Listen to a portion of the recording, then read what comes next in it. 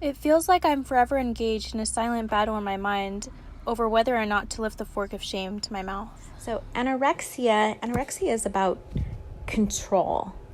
It's about the possibility to control your internal world. It's secretive, it's competitive, it's private. Anorexia is about this internal locus of control. And it becomes addictive, yes, absolutely, in the process that it feels like nothing else.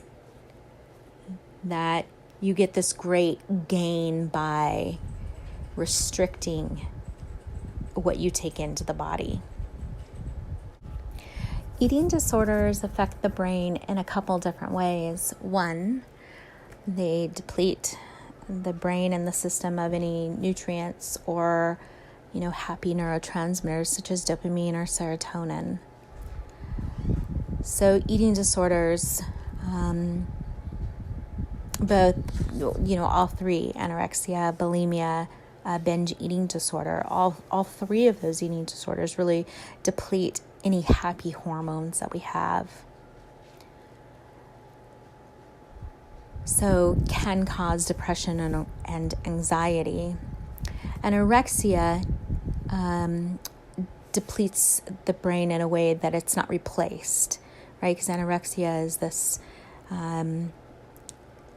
this place that we don't eat, we restrict.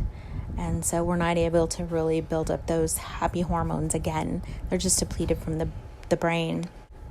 So out of all three of the eating disorders, anorexia nervosa, bulimia nervosa, binge eating disorder, out of all three, body image and body dysmorphic disorder is most intertwined with anorexia. People with anorexia tend to not see themselves as thin or frail or fragile.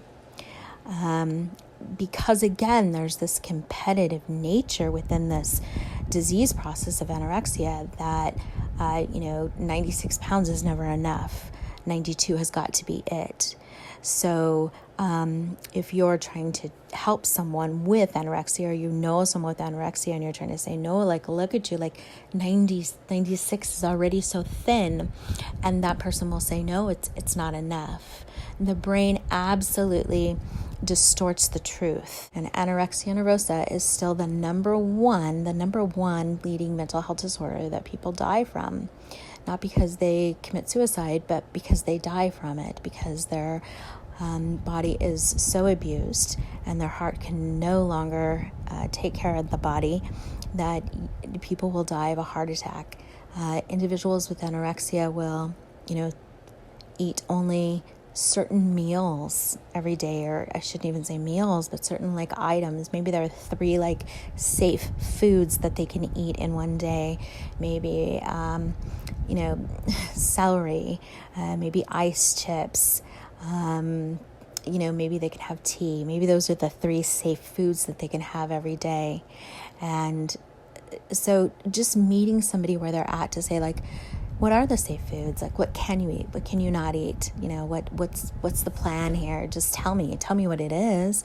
No judgment. And I'm not going to ask you to make any change to what you do. I'm never going to ask you to make change to what you do until you feel ready for that. Now, many different programs work with this differently. And so, as you move forward and as people move forward into possibly seeking help for an eating disorder, you have to make sure that you find the program that is right for the individual, for the...